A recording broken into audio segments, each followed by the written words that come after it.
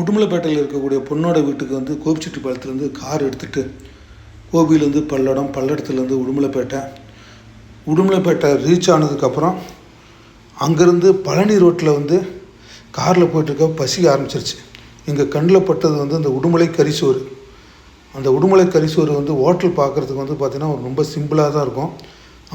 அங்கே வந்து பார்த்திங்கன்னா நாட்டுக்கோழி வறுவல், நாட்டுக்கோழி சிந்தாமணி, மீன் வறுவல், மட்டன் குழம்பு, சிக்கன் குழம்பு, மீன் குழம்பு, பச்சைப்புளி ரசம் இது மாதிரி வந்து ஒரு 5 நான்வெஜ் ஐட்டம், குழம்புகள்லாம் வந்து 3 குழம்பு வகைகள் கொடுக்குறாங்க. மீன் வறுவல் வேறு. சரின்னு சொல்லிட்டு ரொம்ப நாளாத்து ஆசை அந்த கடையில் எப்படியாவது சாப்பிட்ணும் அப்படின்னு சொல்லிட்டு இன்றைக்கி தான் சாப்பிட வாய்ப்பு கிடச்சிது. இந்த மட்டன் குழம்பு, சிக்கன் குழம்பு, நாட்டுக்கோழி குழம்பு, மீன் குழம்புலாம் செம. கண்டிப்பாக வந்து ஒரு ஃபேமிலியோட, குடும்பத்தோட, நண்பர்களோட உடுமலைப்பேட்டை போனீங்கன்னா உடுமலைப்பேட்டையிலேருந்து பழனி ரோட்டில் அந்த உடுமலை கரிசோரில் சாப்பிட்டு வாங்க, பாருங்கள், சூப்பராக இருக்கும்.